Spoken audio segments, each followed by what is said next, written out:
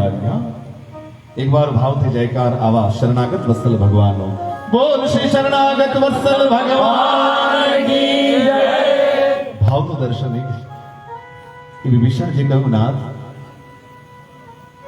નાથ દસાનન કર મેં ભ્રાતા અને નિશ્ચર વંશ જન્મ સુરત્રાતા. બહુ સંક્ષિપ્તમાં કે પ્રભુ હું તો દશાનંદ રાવણનો ભાઈ છું પહેલી વાર, અને બીજું કે નિશાચર કુળમાં મારો જન્મ થયો છે, અને ભગવાન આપ તો એક ઓર અરણ્યકાંડમાં પ્રતિજ્ઞા લઈને બેઠા છો કે નિશ્ચર હીન કરહું મહી ભુજ ઉઠાઈ પનકી અને સકલ મુનિ કે આશ્રમની જાય જાય સુખ દીન.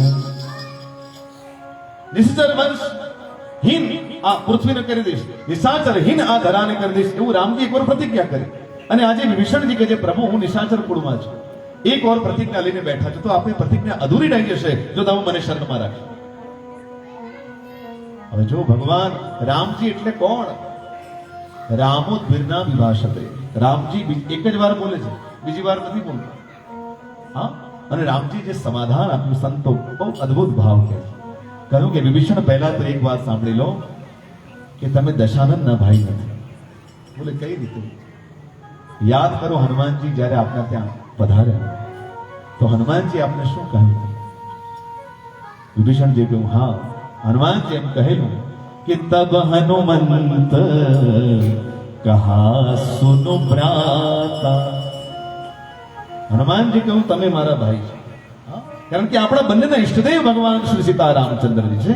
એ અર્થમાં સાચો સંબંધ તો ભક્તિનો છે. સંબંધનું કેન્દ્ર કેવલ દેહ નથી હોતું, આ યાદ રાખો.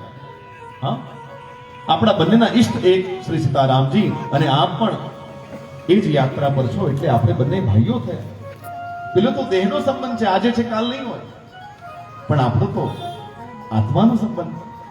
એ અર્થમાં રામજી કહું કે તમે રાવણના ભાઈ નથી, તમે હનુમાનજીના ભાઈ છો, ને એટલે હું તમને શરણમાં રાખીશ. હા, અને બીજી વાત, બહુ જે કથા મંડપમાં આપણે બેઠા છીએ, કદાચ ભગવાને પૂછી લીધું હોય, કદાચ એવું તો અહીંયા પ્રત્યક્ષ કોઈ રામજીનું વચન નથી, પણ ધારો કે ભગવાને પૂછી લીધું હોય કે વિભીષણજી તમે એવું તો જગતમાં આવીને કયું સાધન કરી લીધું જેથી મારી પ્રાપ્તિ થઈ ગઈ?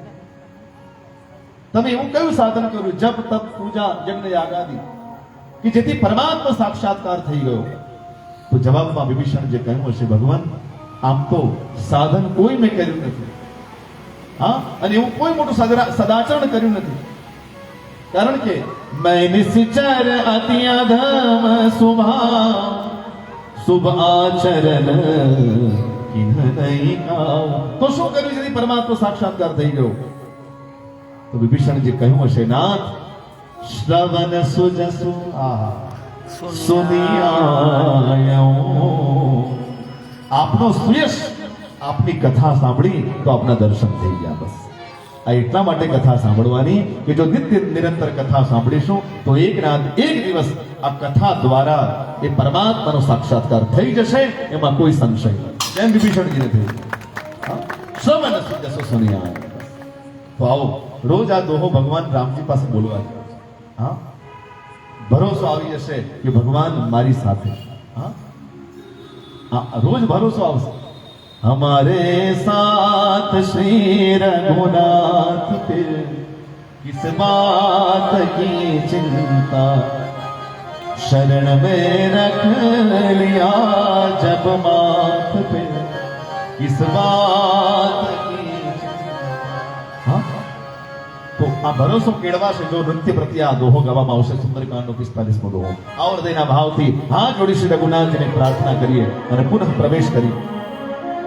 श्रवण सुजसु सुनियायो प्रभु भंजन भवरी त्राहि त्राहि आरति हरण शरण सुगन रघुबीर मंगल भवन अमंगल